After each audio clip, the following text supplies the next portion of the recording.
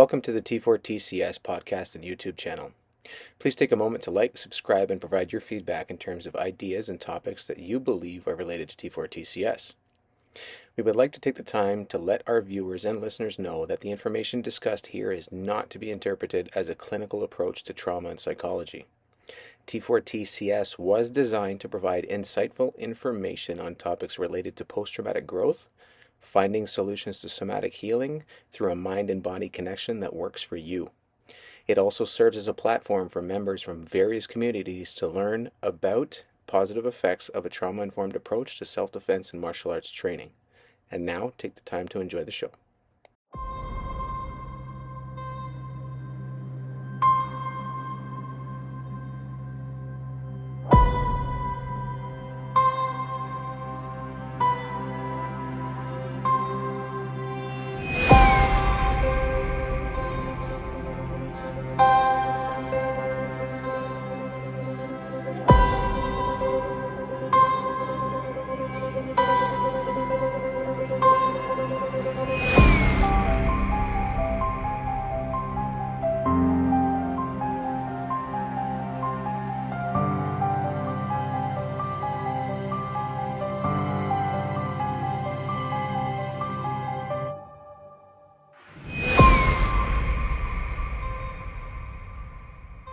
All right, welcome back, everybody. Actually, this is a different place for us to film today. We're actually filming where we actually do a lot of our training, and recently been doing a lot of research and development here at Taylor Jiu-Jitsu. So thank you very much for letting us film the podcast here and do much of our training here. So I was introduced, actually, I'm coming up on, I'm pretty sure it's a year now.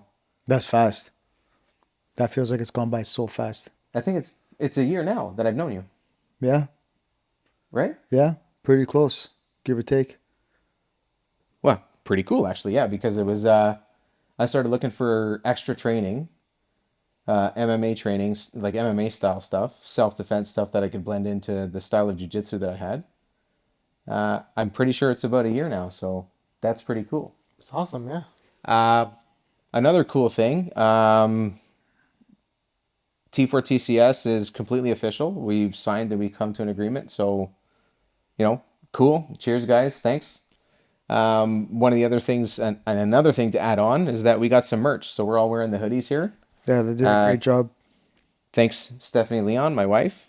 She's the one who helped me. I purchased the sweaters. We have the golf shirts up here too. So these are available. And actually, we started a giveaway too.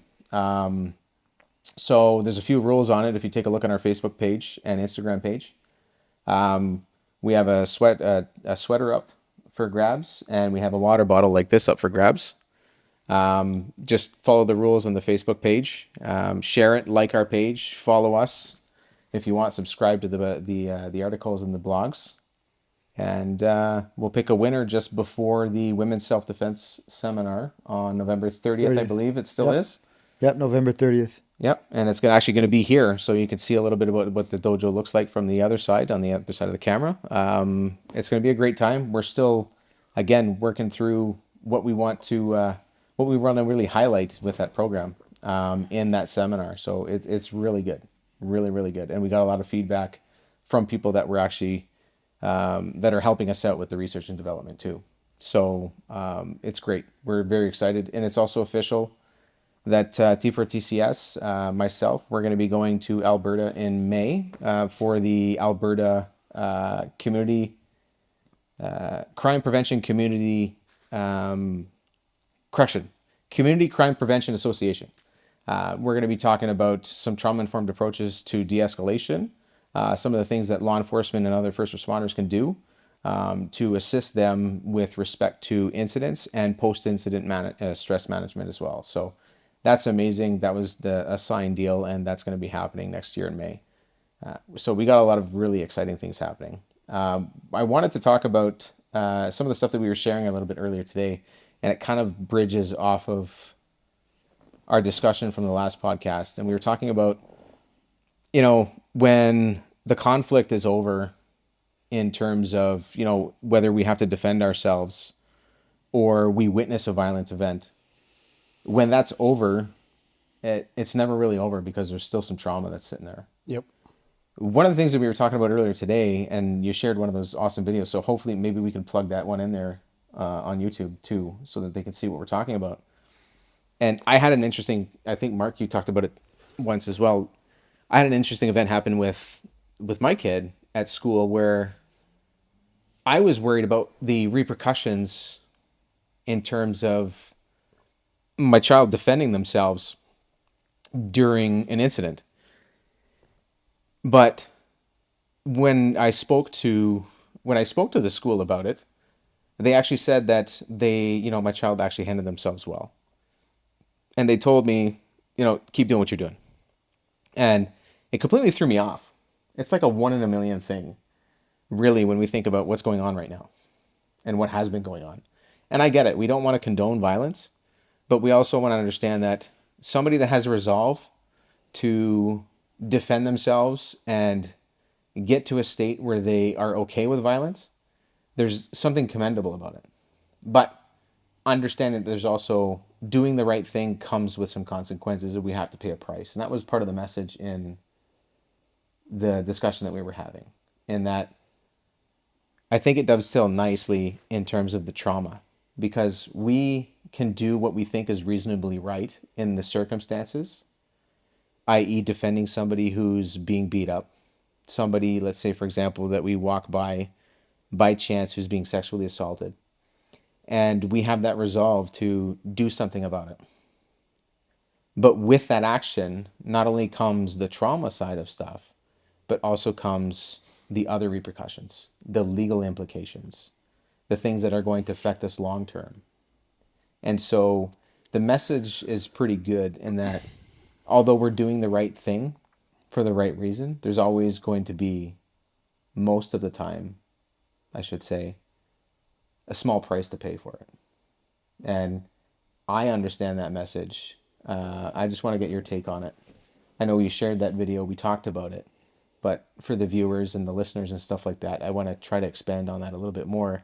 You guys have more experience in terms of the self-defense side of stuff and the training. We all just talked about working at bars and stuff like that when we were younger.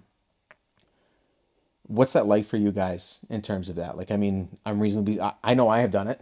You do certain things that at first you're like, I'm not sure I should do it, but you're doing it anyways because it's deep down, it's the right thing to do. And you're not sure about the consequences afterwards. So I kind of want to, Yeah, your no, take on that. it's always difficult because you are doing the right thing, but the consequences are negative. So it's kind of like there's this conflict where, well, I did the right thing. Why am I being punished for it? Yeah. Right? But that shouldn't even matter. The only thing that should really matter is that you're doing the right thing. Right? And unfortunately, at least the way I think about it, some of the laws are a little messed up.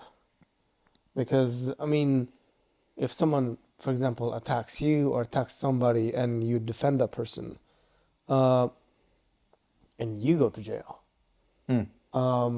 it kind of doesn't, to me, it doesn't make sense. You know, you defended either yourself from being harmed or maybe killed, Mm-hmm. um, and then you get punished for it. Yeah. To me, it's kind of a backward system. I get it. There's some occasions where, for example, yeah, if you defend yourself and your opponent is down and you still kick him and then yeah, okay, I get it. You went too far. Yeah. And I mean, that's excessive force. Right? Exactly. Yeah. But if you just defend yourself and or somebody else, you threw that punch and just connected and just happened. It wasn't intentional. I was defending myself. I was doing the right thing, Yeah. right? And it's not even just for defending yourself. It goes for everything else. It's just your opinion in life. You know what I mean? I think people are very afraid to just speak out these days because they know they're right, and they know that most people out there, like there's a small like minority of people that are just very vocal that kind of hijack the entire world, I would say. Yeah. And most people think, well, if I'm going to say I want to get canceled, I'm like, you won't, because this is such a minority of people, but they're just very loud, Yeah. right? Most people think like you, but unfortunately, most people think also the same way as I'm just not going to speak out because I don't want any problems. But the problem with that is that if you don't speak out, then nothing's going to change. And we're going to be kind of locked in this madness, kind of, adjusting everything to this small minority of these crazy people. Yeah. I mean, I get so like if I get what you're like, I get what you're saying. So people do things with the best intentions, and sometimes it gets carried away. And if you have one small, and I want to make sure I choose my words the right way, but if you have a good intent, a well-intended movement, or a stance on something could be quickly hijacked in the wrong direction with the wrong person or with a misinterpretation. Absolutely. Right? And then so it's kind of like we kind of talked about it a little bit the last time. We see videos, let's say for example, of people in altercations, and then you see it a lot on social media and even on LinkedIn. Whether it's LinkedIn, which is supposed to be a professional site, you see it on Facebook, and you have these. And I'm not saying they're not experts, but you have these people that will grab a video, there'll be an altercation, and it'll only be a minute and a half of this altercation. They'll write a small blurb and opine on that and give their opinion. And then in the very end of their post, they'll say thoughts. And then you read like 150 comments on it of everybody's thoughts on it. And then it just becomes a big fight Yeah. because everybody thinks they're right in there. And I get that, but you're only seeing a 90-second clip of a physical altercation. You have no idea what happened prior to that. What led to this? How many times did people have to respond to those people? Right? Do we know the mental health of the people that are actually in that altercation? Right? We have no history or background or context, but yet people feel it's okay to drive a narrative this way. Well, I find that it's very easy to, you know, be this like keyboard warrior Yeah. on social media where you have no consequences because nobody's gonna track you down and say, "Hey, you said this." You know, there's no consequences whatsoever. Yeah. But I also think, as like I said, it's only like a minute and a half, so it's also a lack of information. So Yeah. I'm like, why are you even giving your opinion when you haven't seen the whole thing? That's right. And I think it's also in the news. People like read the title of the article, but actually won't bother to read the whole thing. They might read the first paragraph, and I'm like, oh yeah, this is what it said, Yeah. but they actually didn't. That's right. And then they're just feeding. They just Yeah. continue to repost And it. I feel like this is like social laziness of, you know what, do your own research and make up your mind. Don't just follow whatever everybody says. Yeah. Yeah, that's you know, if I'm making an opinion about something, I gotta make sure that I know as much as possible about it. Yeah. And we're all entitled to that, right? But we did the research. Yeah, and the thing is, like, if I make a mistake, I'll own up to it. There's nothing wrong with saying, listen, you know what, I didn't have this part of the information. I jumped the gun. I'm sorry. Nobody's gonna get mad. People make mistakes. But that happens though. Like, I mean, I've done investigations where you're asked to provide, an interim report, for example, on what you know at the time. Well, I mean, I'm not done the investigation, so there's very limited information that I can give you, but here's what I do know. Yeah. But, I mean, and sometimes I'm even hesitant on doing that because there's new stuff that can come out that completely changes exactly what I just told you. So Absolutely. it's very often that I will actually say that, or I'll just write a disclaimer right away. It's like, look, this is what we know now, and there's going to be more. We're not done, right? Mark looked like he was a little antsy there and scrumming around, so I don't know if you have something that you want to add there. I'm just stretching. No, I think part of the problem is we're conditioned to look for negativity. We're being conditioned to look for keywords and key phrases. Most people, like you guys mentioned, they don't really read like those people who work in an office or corporate, and you send an email. Most people don't even read the bloody email. You can give them all the points and required information, and it's like people just skim through it, and it's like whatever words they're trained to look up on, they'll just read that and then make their own assumptions accordingly, and they'll make their own assumptions based on their relationship with you. If you are an annoying person to them, or you've had a history of negativity with them, they're going to look for that connotation that way. And just like now, if somebody tells you they're great, like Kamala Harris, when last year she was like the worst VP ever, now she's the saving grace of America, and you're being conditioned to think that. You'll think that if you say that this person is a racist, anything they say, you're going to take in the context of being a racist. And this is how people are being played by politics. So same thing with everything else. Whatever you condition yourself to believe, you're going to look for, and that's why echo chambers are so horrible, because they just feed and like, yeah, I'm right. See, and this guy said it, so it's the truth. And someone's feed could be totally different than the person beside them, based on what they like.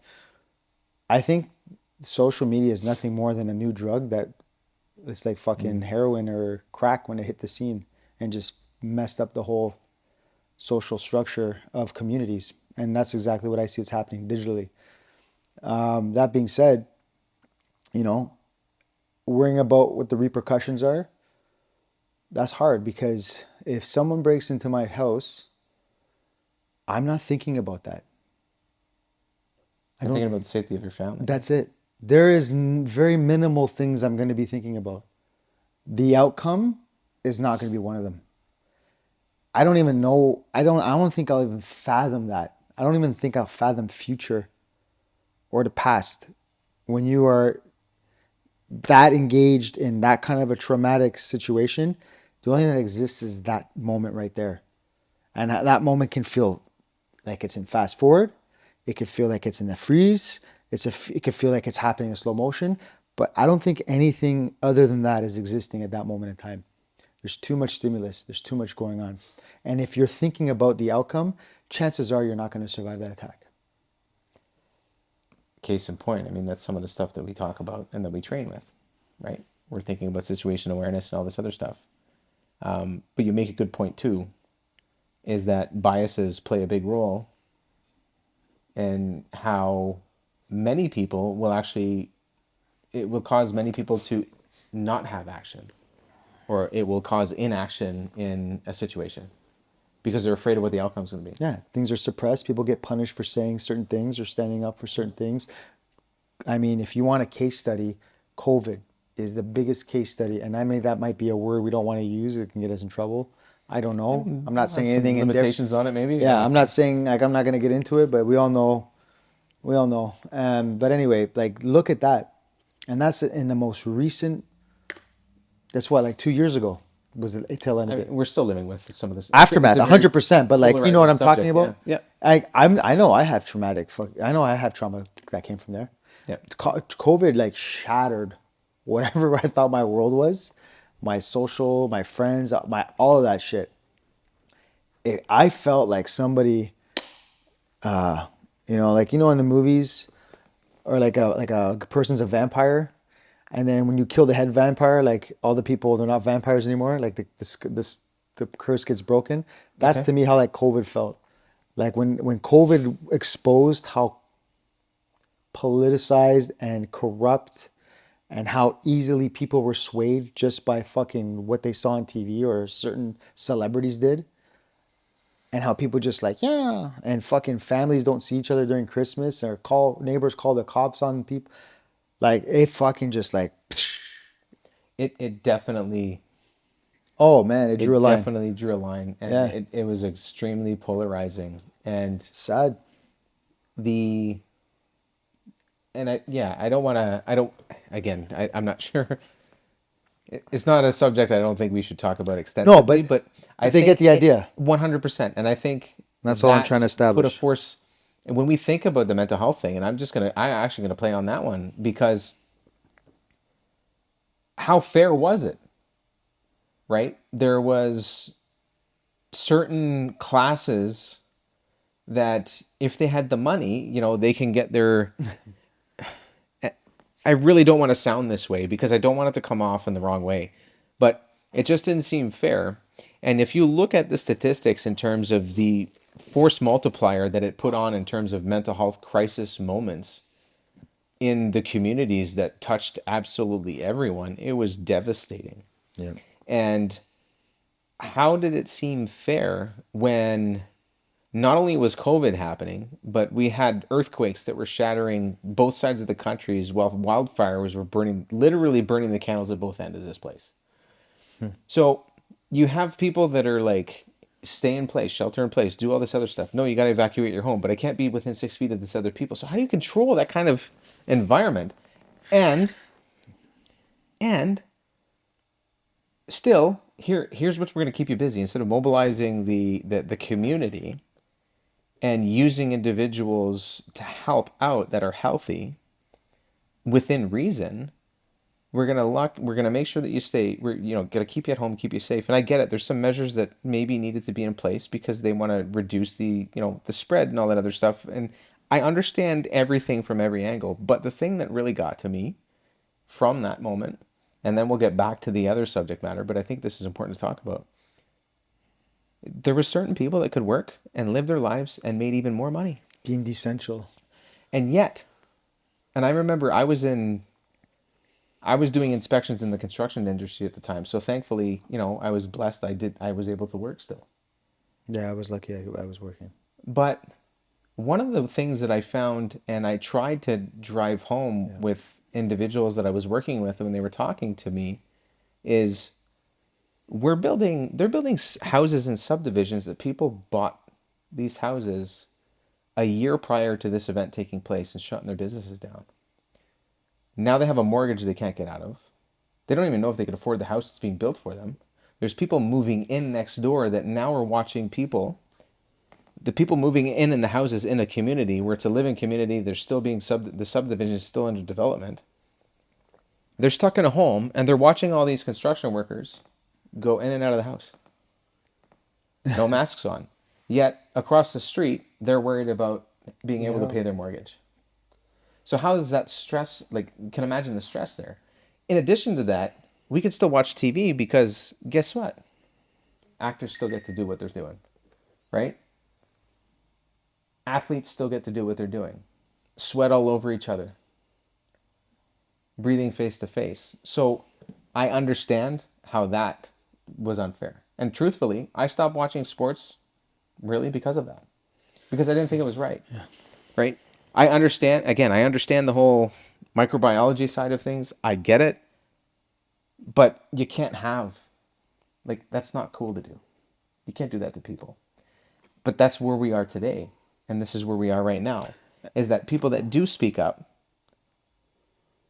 people that do defend themselves against a bad actor, we're not the ones who are looked after. We're not the ones who are listened to because of this now weird bias that's out there that, no, if you don't listen to X because that's what they did, then this person's wrong. So I hope I tried to bring that back into the conversation in terms of when we talk about standing up to bullies and stuff like that, right? Any kind of new ideology or idea that the people behind the curtain want to push, right? It's always implemented into the youth. They always plan ahead. They play a long game. Yeah, there was some stuff that was being brought in. I mean, thankfully, in our school board, where our child goes, that stuff is no. Well, right, they're not going to do that. But I've heard of some school boards that are pushing the envelope in that. And no, it's my kid's school so far hasn't been a big thing. But I'm talking more some of the extreme cases. But even fundamentally, these ideologies pushed in college and university. Okay, yeah. It starts when you're young. But that's what I'm trying to get at. I'm trying to put this together. It starts with somebody bullies you, tell a teacher, don't hit back, blah, blah, blah, blah. So here's the thing, right? My kid got assaulted at school And then she got her back when she wasn't paying attention. She walked up from behind, grabbed her by her hoodie, and took her down. And you know what? At first I was like, that's kind of cheap. But at the same time, I'm like, that was the only way you can get her. I get it. You know? So I told my daughter, like, listen, here's the rules of engagement, but I'm not mad at you. I get it. Right? Because she would hit her and then run away, and my daughter couldn't catch her, right? She would always catch her off guard, hit my daughter, and run away. So my daughter's like, hey, I can't catch you. You're bigger and faster than me, so I'm going to catch you when I catch you. Right? Because my daughter's like, I'm not going to just let you do this all the time. I'm going to make you know that there's a penalty for it. Yeah. Consequences. That's right. So that's why I'm like, okay, I see your grounds. But, you know, like, you pulled her by the neck. You could have really hurt her neck. There's other ways of doing it. Daddy will show you. So there's still an education part there, but I understood her reasons, and you know what? I supported her.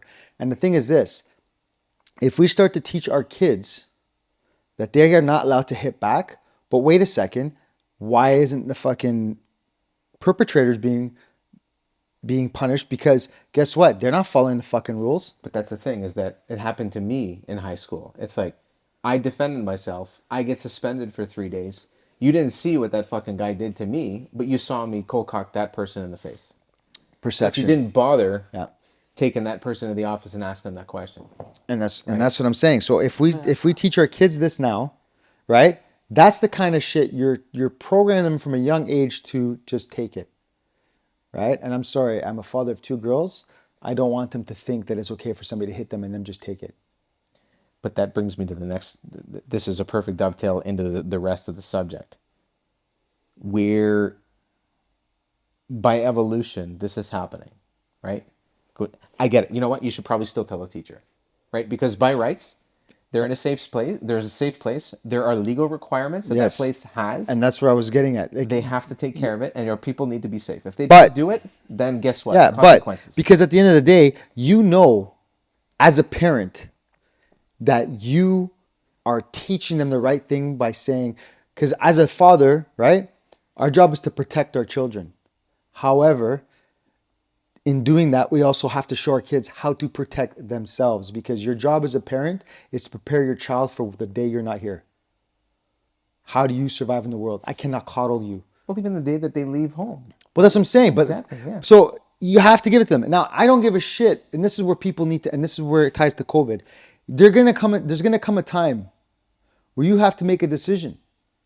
Are you gonna do what you know is right by your moral standard, by your religious, by beliefs, by whatever it is you stand for? Because we all have it. We all have something we stand and believe for. Are you gonna stand up, and then it doesn't matter how many other people say you're wrong? Are you going to stand up and do it? Or are you going to just let somebody decide and bully you what's good for you and what you should do and shouldn't do, even if you know it's wrong? And that's the difference between tyranny and freedom. And unfortunately, we've been living in a time that is so comfortable that people would shut up as long as they can have their Netflix and their car or their this and their that. When in reality, you got to be able to put up your word, your physical power. You have to back up what you believe in, because it will get taken from you and it will get tested sooner or later on a macro or on a micro. And if we don't teach kids from young to stand up for what they believe in, they'll never know who they are, and they'll never know who the enemy is, and they'll never be them. They'll never live their life, because they're going to be conditioned to be whatever somebody else tells them to be. And And that's a good point. Like, I mean, that's the moral beliefs, the things that they believe in, that we're trying to instill in them, and this is where it dovetails into the trauma stuff. Is like these reasonable beliefs that we have, right? Whether it's a cultural thing, whether it's a religious thing, everybody has their beliefs. They have a faith, right? They have a system, a code that they live by. And again, I say reasonable because that matters. yeah, 100%. I say that matters for a very good reason. Look at the U.S. I'm not, how would I put it? Look at Europe. Well, I just want to make sure that it doesn't come off the wrong way. Like, we're not, like, I'm not advocating, I'm not saying, I don't want it to make it sound like, people that are out protesting for things that, or ideologies, for example, that are extremely misleading. And I'm being very careful the way that I say this, because again, when we think about research, a lot of people don't do it, and they No, don't understand the history. they'll only believe legacy media. Right. But they also rely on correlation, and they believe correlation equals causation, and it doesn't. They don't do proper research into history and how things are broken down. And I'm being extremely careful about how I'm wording this, but things that have been going on for over a year now that have been allowed to go on should not be allowed to go on. That's why I'm saying what I'm saying. And that's why I'm saying part of what you just said in terms of reasonableness, right? Yes, we want to be able to say what we need to say when our moral compass is properly calibrated, when our proper beliefs that are, again, morally calibrated, and we believe in a system that protects us and is just, right? I don't think people are believing the system anymore, and that's the problem. That's the thing that I'm getting at, right? We've shattered people's assumption. Here's where I'm leading with this, and I know it sounds like it's a long, convoluted route. In terms of those beliefs and why we're scared to do things, trauma has also been, our emotions have also been suppressed in that manner. There was another podcast, I think a clip one of you two sent me, and really interesting. And I think the guy was on the Joe Rogan podcast talking about it, and it's a very cool soundbite. He's like, we're the only primates right now, we're the only living beings that don't shake it out. Oh yes, yeah, I Right? just saw that too. Yeah, I love it because when I went to Durham College and I spoke to the postgraduate students about it, I talk and I'm going to reveal this now. Like when I teach the trauma informed stuff, I talk about the stages of response, and I talk about stage 4. And what's that stage 4? That's letdown phase and understanding what the hell just happened to us, and allowing all of that stuff that we just experienced to go through our system and literally shake it out. Like, and let the emotions come through, whether it's good, we're like, it's gonna sound funny. I think it was Eddie Murphy in Delirious that said it too. Like, we're fucking ugly when we cry, right? You got tears, you got snot, Speak your for face. yourself. Okay, sorry, Mr. Pretty Boy. But like, just like it's a faucet. There's just gunk Yeah. pouring out everywhere, right? But the emotions are built to do that, Yeah. right? It's just the way that things happen. And some people get angry. Like Mark, you mentioned, I think in our third or our second or third podcast, one of those things when we're talking about somatic experience, and one of those is one of the things when you experience rage, what do you want to do? no, yeah, you want to hit something. You just You want have to to release it. It's You, like a you want to volcano. hit something. You want to hit one of these bags in here. How good does that feel? That energy's gone. So we're one of the only human beings that doesn't shake that stuff out naturally, right? We've learned over generations and evolutions because of the things that we've been told. And don't get me wrong, thank you for doing what you've done in the past generations, because I wouldn't be walking free right now if it wasn't for that. 100, yeah. But suck it up. Tighten your upper lip. Move on. Deal with it. Embrace the suck. All this other stuff. Don't show your emotions. What are we doing? We're suppressing everything that we need to actually shake out. Right? It's the same thing that's happening and that has happened with don't hit back. Go tell your teacher. Don't do things that we're primitively wired and we're actually naturally wired to do, which is defend ourselves. Right? Animals still do it. Yet you'll put down an animal when they actually do what they do. Right? You attack you put an animal into a position where they're feeling threatened. What are they going to do? Their defense mechanism kicks in. Yep. We're going to do the same thing, but we've been taught not to do it. I get it. We can be taught not to do it, but we need to be taught how to be regulated when we respond. Well, it's also too like even if you watch two dogs or two cats or gorillas or any animal in the wild, and I love watching stuff like that all the time. But there's always a language that's being spoken before the initial attack. There's a lot of posturing. There's behavior. Yeah, there's everything. all kinds of that. So, Yes. So that translates in the animal kingdom. When it comes to We people, were talking about that the other day. exactly. That's Yeah. what came to my head. So with people is the same thing, but like a lot of people are so oblivious to it, they don't recognize body language properly. They don't recognize cues. They don't recognize patterns, and it's because I believe, this is my personal opinion, because we've been conditioned to like fear confrontation.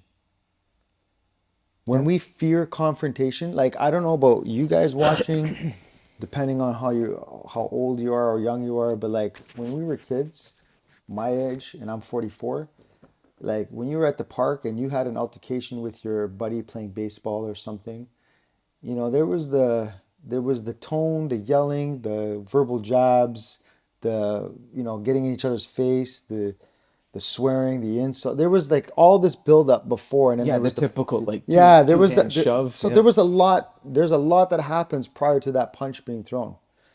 And the thing is like when you were that age, you couldn't run from that. Maybe the first time you got beat up or got happened to you, you cowered because maybe mom and daddy had a good marriage and you had everything you ever wanted, and you never had that kind of thing, and then all of a sudden you're around people that didn't come from that lifestyle, so you got exposed to it there. Maybe you didn't have that experience at home, but you got exposed to it there. You had to deal with that. If you wanted to be in that group, if you wanted to hang out with those kids, if you were going to see them at school, you didn't have to hang out with them and be friends, but you had to learn how to deal with that because it was going to happen again. And so what happened? People learned. People learned limits, and they learned like you can't say that to this guy. This guy, he's different. That guy, you can walk all over. And then you have different fish, bigger fish eats the smaller fish, but you had to learn where you were in the pond. You had to learn how to submit because there were some guys you just didn't want to talk shit to. Yep. And then there was guys you weren't going to take shit from. And that creates a hierarchy and an established order. Yeah. Right? You had to be humbled, but you also had a chance to humble others. So you got to have that. Now you don't get to have that. Now you have this unbalanced scale of like the victims are allowed to scream and yell and be victims and be supported even when they're not victims. Even when what they're doing now to this person who actually didn't even do something, they just don't agree with them. Yeah, I mean, they're bullies, but they're played the victim. Yeah. That's right. But now the bullying has become like it's like a they call that gaslight. Well, 100% is what it is. Yeah. So this is very, very confusing. 100%, and it shatters assumptions. Don't be a victim, but it's okay to be a victim. If it's good for you. If it's good for you, depending who it's good for. But you're going to use it to manipulate your situation. And this is the problem, right? And so like, that's why social media for kids is not good. That's why things like martial arts, because martial arts will still give you that social opportunity to humble and be humbled. And it's done in a way where it didn't have to happen like organically in the schoolyard or the park. It's happening under play. There's a structure too. There's a structure to it, and you learn how to still respect and like the people. Like you don't have to engage in this interaction out of anger. Yeah. And that's the big thing. And that's the positive spin on that, right? But it's like back to what I was saying. Now you're not allowed to, you're taught not to do that. So now it becomes what? All the subtle, and like how Jacob said, all of that now gets released somewhere where there's no consequence. And now it's the fucking web. And now it's like the bullying on the web, or I get to say what I want on the web. And if you say something back you don't like, this is a strike on your account because it's our community fucking standard shit. And it's just like this ecosystem of like perpetual bullshit that keeps fueling this thing that's destroying our social balance and the way people know how to. It's so weird. Like you're told to be this thing, and you're, like you said, hardwired to be the opposite. And then you wonder why people are having mental breakdowns and are unhinged. And then there you go. Let's take advantage of that. So that's the outcome of social engineering. Now we can put them on pharmaceuticals. And I think sometimes, I don't know for sure, but it kind of seems like it, that sometimes all of this is kind of socially engineered, because why is a lot of this shit happening too is because of people's culture. People from certain parts of the world, they handle things differently. They do things differently. They justify things differently. So now you have those people coming in here by wave and are now clashing with an established society that has been this way for how many years? And you're having this clash of ideologies and beliefs. And it's like, which one are we going to support? Well, it depends which one gets us the vote. Yeah, and there's two sides to that coin. Actually, there's probably it's probably a dice, more than a coin, but I'm gonna try and keep it simple. But you, you're I don't disagree, and we kind of touched a bit about that, I think, on one of the last podcasts, is that there's different ways that certain people are, raised, and we're like all three of us, not one of us experienced the exact same thing in the same house, right? No. So the assumption on how we're going to interact in the community is going to be a little bit different. Similar because we're around the same age, and from what we've talked about, our parents were kind of the same, the way that the things were done. But the small minutia and the small details on how that was done was not the same. So how we're going to handle things in a social interaction, if it gets into a conflict mode, is not going to be the same thing. Now take that, like you said, from a further, like from another culture, or let's say, for example, somebody that all they knew and they grew up in a country where all they witnessed was terrorism and violence, right? Great. Let's help them out and give them something and bring them back and then give them a sense of belonging. But sometimes half of that message is given or provided, because then they get to a place where they think it's okay and they've got what they need, and then they feel abandoned because all they got was the flight. They got away from the problem physically, but there's still a lot there to deal with. And then when they're faced with like a physical altercation or a conflict, what do they know? They know what they saw. And that's how they're going to react. Does that make sense? No, Right? it makes sense. And we wonder, like, there's disenchanted people out there I agree. that are I agree. disappointed. I agree with that in some cases. I wouldn't say, Not all. Yeah. But if you have because somebody, some is encouraged. some is encouraged, Yeah. yeah. But you know where I'm going? No, I get it. If there's no, like, if I give half of the information that I need to give a kid or my child when we're trying to correct something, if I just turn around and I just say that's bad, and then I walk away, that's not going to do anything. No, because The only thing that's going to do is reinforce that person, and they're going to have an assumed belief that they're bad, and therefore I'm a bad person. Well, why was what I did just bad? Well, we need to explain this. Here, Yeah. this is why this is not correct, and here's what we can do. Yeah, that's right? lazy parenting. But that's what I mean in terms of, like, what you had mentioned. But that comes from like, what's the word you use for it? There's neglect there. Yeah, but that's learned behavior. Yes, it is, but it's neglect too. Yeah, Because if somebody 100%. doesn't do anything about it and doesn't understand, like, Well, you're we're not giving just- your child the tools, and then they're just gonna. right. Like, how is that how you would teach a class? No. I feel like with some things I feel like in some ways I was raised like that, but part of me understood why. Because like my parents came here from Portugal, they didn't speak English. They didn't understand a lot here. So it's not like they didn't mean to, but they just didn't know, right? And so it was like a resource and knowledge thing. Yeah. I mean, they tried their best with like give me good morals and principles and stuff like that. And Yeah. they made me accountable for them. But like there was a lot of things that they didn't understand about this country and its customs and certain things like that.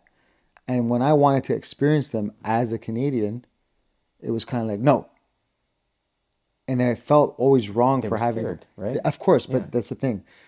And they didn't have the ability or understand how to explain, because also like my dad and mom are old enough to be my grandparents, right? My dad's You have a 91. massive family. That's what I'm saying. I'm the youngest of them. My dad's like 91. So Yeah. my dad's dad, go back that time in that part of the world, like he didn't see his dad hardly. Like his dad was like, you go to work, I go to work, we come home. You know what I mean?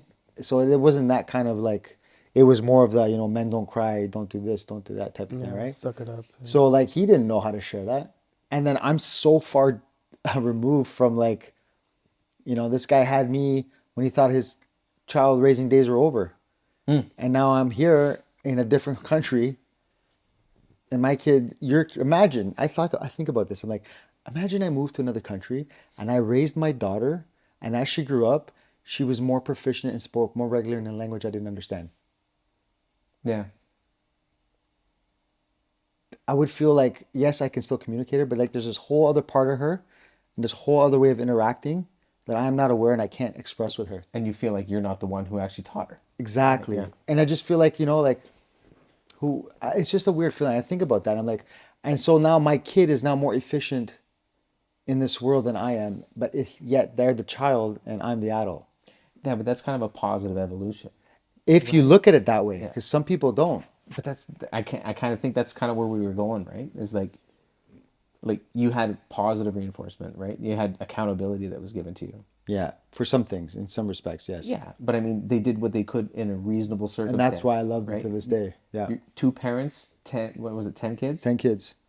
I mean, from a reasonableness perspective, I think they did a pretty fucking good job, I'm not saying they didn't. right? I'm just saying like there's definitely things that because of all those personalities that kind of there was some dynamics that made it not so great sometimes. Yeah. But yeah, of course, I had two parents. They did their best for me, and they all make mistakes. We're all going to traumatize our kids in one way or another without meaning to. We're going to carry something. So you know what? I'm a grown man now. I've made my peace with them. I know I wasn't perfect either, and that's part of the process, right? Yeah. But I think what made me heal a lot of stuff was like when I had a kid, or when I had my kids, and like coming from a bad day at work, coming from a stressful day at this, having that argument with this person, but still having to like be dad and not show it or try to set a good example.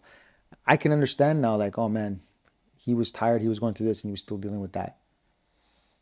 And then you forgive him, like, oh shit, that was a lot. I don't know if I could have done that. Yeah, and you know what? There's actually a whole. I feel like you have something to say too, so I'm going to finish with this. There's a whole podcast we'd actually have on internal family systems and that exact thing, right? Because sometimes there's kids that actually become much more mature than they need to be because they want to help their parents out because of that very thing. Dynamic. But sometimes that can be detrimental to the core beliefs and the values and stuff like that rapidly accelerate with the kid as they mature, right? So they could be mature beyond their years at like the age of 10 because of that kind of stuff, right? So we could talk about that for. Yeah, that was my mom actually. Was it? Yeah, I mean, she was basically an adult since she was like, I don't know, 8 years old. She would go, like, come from school and cook because Yep. Yeah. my grandma was, I mean, she's my grandma, so I don't want to say anything, but she wasn't the greatest mom. Let's just put it that way. So my mom kind of was an adult since she was like 7, 8. Yeah. She was doing like everything around the house. You know what I mean? So I think when I grew up, she made a course correction. But usually when you go from such an extreme, your course correction is Yeah. very dramatic. And it tends to be the polar opposite. Exactly. Pendulum swing. And I'm not gonna get into my dad because he wasn't a saint either. So my mom kind of tried to raise me, trying to be my mom and my dad, and give me pretty much everything she could have given to me, and and that's great, but also not great, because as a young man, I realized that I was conditioned to that I didn't have to work hard for certain things because they were just giving it to me, right? Which when you enter a workforce, it's not exactly the best thing because you quickly realize, shit, that's not how the world works, Yeah. right? So it was a adjustment, process. I came out of it, fortunately. But I would definitely say that I was a late bloomer because, it took me a few years to actually just realize, hey, this is how this works, and I had to do a readjustment on the fly, and it was very frustrating, Yeah. right? It was extremely frustrating. So yeah, this is the kind of the thing we talked about, the negative consequences for trying to do something positive. Right, she Yeah. was 100% convinced that she's doing the best thing for me. and that probably still is, right? But Yeah, yeah, but unfortunately, it did not have the I guess the desired outcome.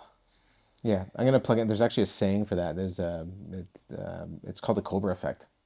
And I'll actually plug in. I'll probably write a little blurb, blog or an article about it so that people understand a little bit more. You can even research it on its origins, but it was designed with the best of intentions, but it ended up causing more harm than, we're talking about best of intentions, but then still having to, deal with the aftermath and some of the consequences that come with it.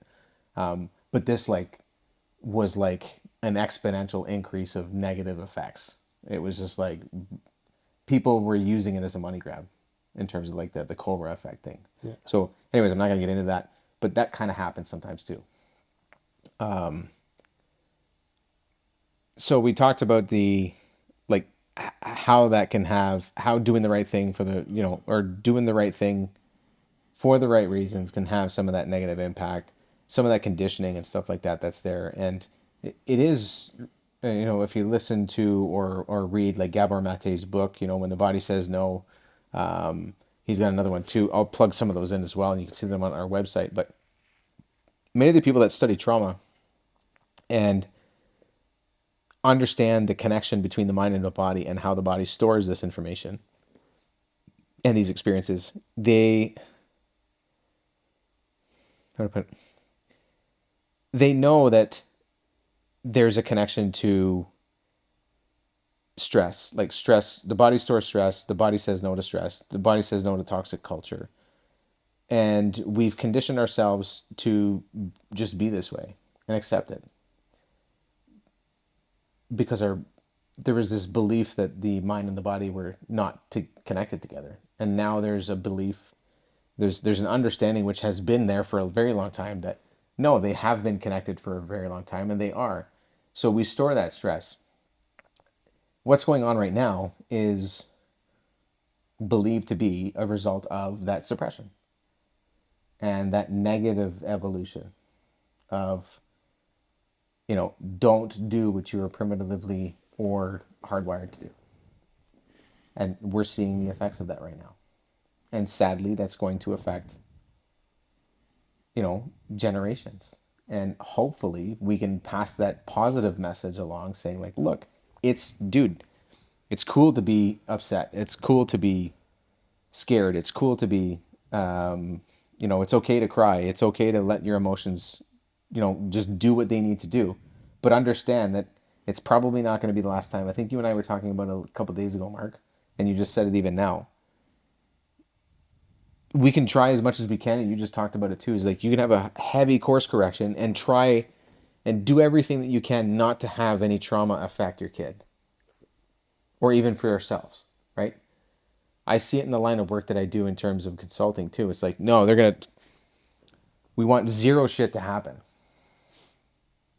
Well, I mean, that's impossible, right? It's impossible for me to say, or impossible to ever say and make it happen that nobody is ever going to experience trauma. It's going to happen. Yeah. It's how do we deal with it?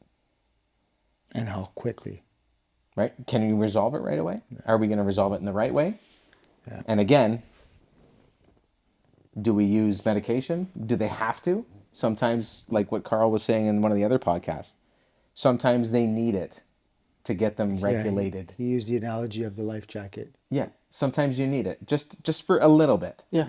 Just to get us stable. Till we get you to land, yeah. Yeah, but what's the goal? And that's the, yeah. Right? That was one of the points that we discussed, that debated. Yeah. And I think that's where we are right now with respect to the subject matter that we're talking about. We know, we can see it. We see the issue. We need to be thinking about that positive goal. Yeah. Yeah, I just really hope it's not too late for this generation. I don't think it is. I really don't. I know, that's why because I think these conversations that we're seeing happen more often are truly having an impact, and the more people that talk about it are going to do something. I think as a nation and as a society, we're primed for change. People just don't like, people know, even the people that are part of it know, like, there's no future in this direction. It's time for change. Yeah, it's just sometimes frustrating because, to me, to you, it's it's so obvious. And what frustrates me is that like how do you people don't see it? Because And I can't judge anybody because I know their story and how they're brought up and everything. So I'm not saying I'm being frustrated at these people, but it's just at some point it's like how many times we're gonna walk into the same shit? Yeah. Well, but perfect point. You don't know them. Yeah, How can we get to know something? well, Can we like, talk? communication but exactly. that's why Right? those talks when you used to have them, like November is coming, right? Remembrance Day. Yeah. I remember how impactful it was to watch a veteran come to my school Yeah. and talk. Absolutely. And the difference is emotional content. When I talk to somebody who's been through some stuff and they share stories, I'm looking in their eyes, I'm hearing their voice. It's a memory. It's a You feel personal, that yeah, like energy coming it's from them. real Yeah, because I heard it from a man who was yeah, there. But you're also feeling what they feel Yes, in the message, right? yeah. But now, and the other thing to tag onto that is we all three of us knew what life was like before the internet. You're right. Yeah. These kids, they don't have that ingredient or that element in their path or their growth or their generation that we do. They can't compare. They don't know what they've lost. And it's like now I feel like all these kids, it's so everything's impersonable. And now they hear about World War II, but they didn't talk to that guy that lived it. And it's that same thing that's missing. It's that emotional connection. And I think that's what's kind of like that was the we're the generation that got to have both worlds. yeah. We're the last one to kind of catch the both worlds. And we're like, I know there's going to be people out there that are like, no, these guys are what are we? Gen X. Gen X, yes, but somebody called me a millennial. I'm like, no, sorry. Maybe I'm at the tail end of that, or I'm at the beginning of that. Maybe I was at the tip of the spear, but trust me, I'm not a millennial. But you're right. We saw both. We transitioned to this other thing, but we also saw. I think I'm reasonably certain, anyways. You get exposed to the social media side of things, the internet, and the stuff that can really, truly negatively impact you. Yeah. And then it was like, no, wait a minute, this is not for me. It's got a lot of good. Trust me, if you can use it for good, it's amazing, right? But yeah, we the course correction is something that we have to look at from a reasonable perspective. We don't want to overcorrect. I think right now that's what people are resigning. I think really in from what I'm seeing and the voices that are being heard now, people that are talking about the mental health side of things, people that are speaking out about, well, I mean, this is not just, this is not right, morally, for punishing somebody for doing the right thing, for defending themselves. I think we had that massive course correction before. They're seeing the results and the consequences of it, the negative impact, and people are being a little bit more realistic. I hope I'm seeing it that way, Yeah, it where it's is. the dial is coming back and people are being a little bit more realistic with it. My fear is that, because we went so much to the left, because we went like here's the center. We're not like here. We're like that. The course correction is gonna be so ridiculous that all of a sudden it's It's going gonna to be. It's going to impact a lot of people. right. Yeah. But it seems like the way I see it is that this pendulum is not slowing down like this. Where eventually it seems like we're always keep on doing this. Yeah. Instead of going slowly, it kind of centers. And it's just like, so I'm just waiting for what's going to happen next because how bad will this course correction be? I think we're okay. I really hope I so. think I it, think we're okay. I don't know. I'm pretty. We will be. Anyways, there's going to be a Hopefully, yes. disruption. Hopefully, no, not hopefully. We will be it. But what I'm worried about right now is like, where are we on this chart? And I'm scared and I'm worried. Not scared, but worried. Very concerned of what's gonna happen like in November. Yeah, I think that's for a Because different. yeah, but yeah. that's gonna have a huge impact in the momentum of a certain direction or the other. Yep. And with great change comes great resistance. And I don't know what that could spark because honestly, it's it's pretty crazy right now. It is. There's a lot of shit that's going on that we don't know about. It is, but that's a good segue into the way that I kind of wanted to end. Right. We talked about, you mentioned it, you know, there's things that you didn't know, right? We talked about there's things that we don't know. We also talked about people posting a 90-second clip, reposting an article that they didn't read. A lot of conflict, a lot of contention, a lot of relationships being torn apart occur based on one thing.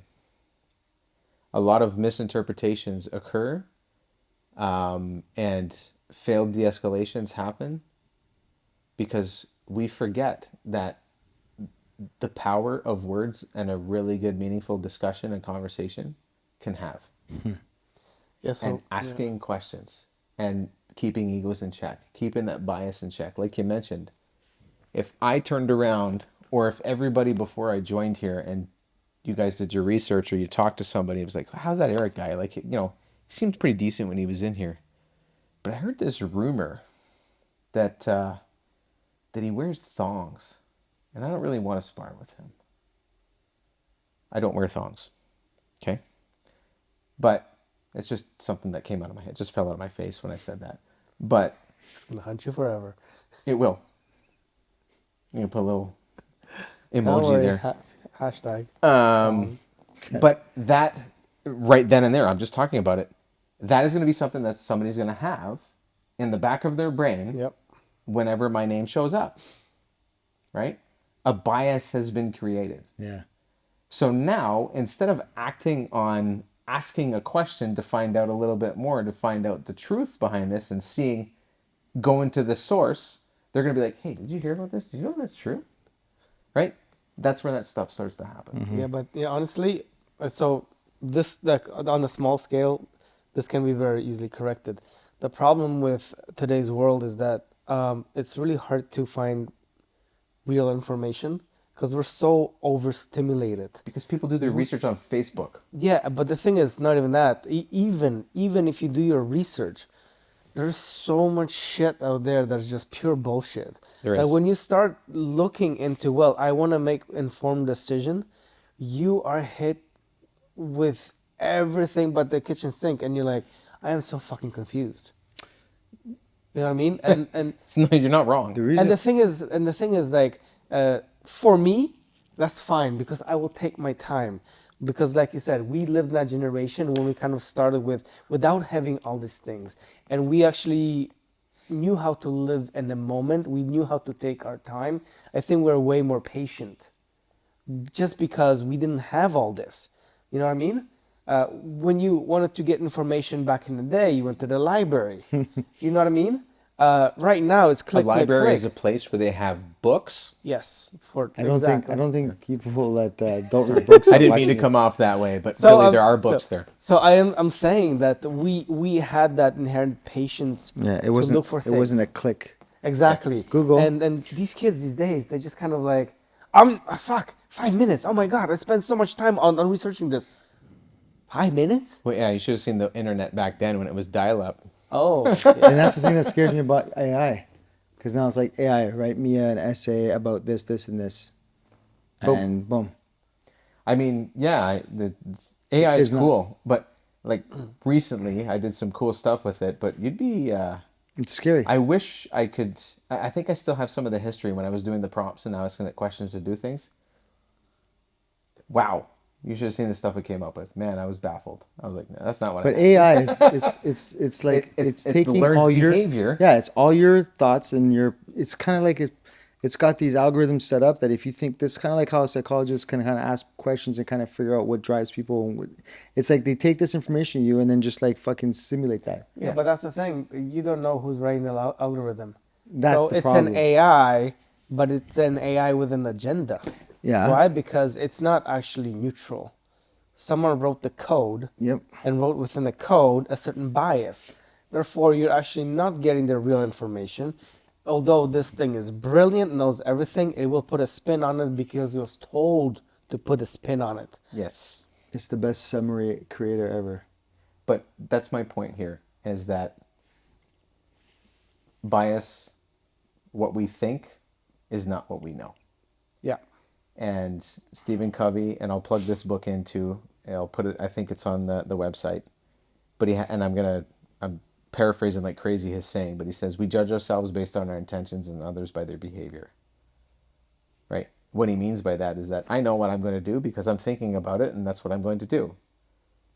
What we've taught ourselves to do, and we're great at it, we do it when we train about martial arts and stuff like that, we're looking at small cues, but what we also try to do, because we love patterns, is that we try to figure out what that person's going to do based on what they're doing, right? We're looking at patterns of behavior. We also make false assumptions on what they're going to probably say to us before we even ask them a question. And the point is here is that we need to get back. We need to get ourselves back into a place where we're not afraid to ask a question about something that we really want to know an answer to, that we're curious about. We got to stop being afraid to ask these things. We also got to stop with the biases. We got to check the egos and say, well, I don't know everything. I've got to ask a question. Or check the ego and say, look, I need to reveal this information because I don't think you fully understand where I'm coming from. Right? Yeah. I'm sorry. Communication. I'm not a tough guy. Yeah. Here's what I'm dealing with, man. This is why I'm acting how I'm acting. I'm hoping you can understand that, because this is what I'm telling you. And what a relief that is. It's fucking powerful. If people could just talk to each other, right? So many problems would be fixed immediately, because, like you said, we have these judgments, and we're making those judgments on very limited information. Instead of just sit down at the table, look that person in the eye and say, tell me what you think. I need to know, because I cannot make a good decision without knowing every single thing. 100%. But this doesn't happen anymore. They're People afraid. are like, you either with me or against me, there's no conversation. And I'm like, well, then how are you going to solve the problem? But that's the way. That's where we need to go. Yep. And I think that's where we are going. It's part of. That's actually one of the key points and topics that we've been asked to go to the seminar and talk about is trauma-informed discussions. We need to really dial in and figure this out, right? Yep. If you approach a conversation with an open mind and want to know, and you really truly want to resolve something, both sides are not going to get what they want. Not completely. There's going to be some concessions when there's a conflict. Yeah. And that's okay. Right? It's just like the conflict, the physical confrontation. You're going to pay a price, even if you do the right thing. In a verbal conflict or in a verbal discussion and negotiation, there's going to have to be concessions in order for somebody to move forward. Yeah. But everything has to be based on proper information, and everybody in the discussion has to be reasonable. And not being afraid to act. Exactly. That's the other thing. We have to act on it. Absolutely. So I don't know if there's anything else that you guys want to add, but that's kind of the point we wanted to get across, I believe, today. Yeah. It was pretty circuitous. It wasn't exactly a straight line, but life isn't like that. Exactly. I like keeping things genuine and organic, and just it is what it is, and it comes out the way it's supposed to. Yeah. And I think the discussions were pretty fruitful. They were honest. They were honest, if anything. So hope you guys enjoyed. Don't forget, we got merch. We're pretty excited about that. We got the sweater giveaway, the bottle giveaway. We have the seminar at the end of November. We're planning on putting on some more, some longer ones too. Like this one at the end of November is only about 3 hours.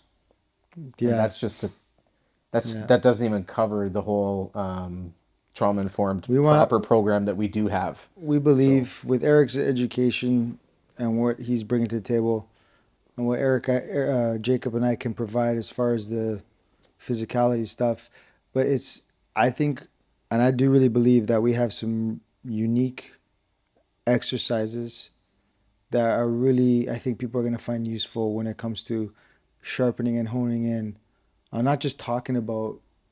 That's the thing. A lot of people talk about, self, being aware and awareness and all that stuff. I think the thing that we're going to bring that's going to be a little bit different is we're going to show you how you can exercise that and develop it through mental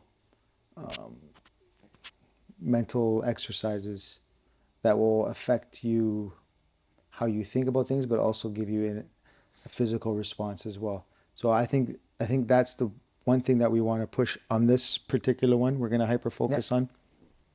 But for those of the people that are thinking big picture and kind of want to come on this journey with us, you'll understand why we're going to focus on that so much, because really everything else that we're going to do is supported and based around that.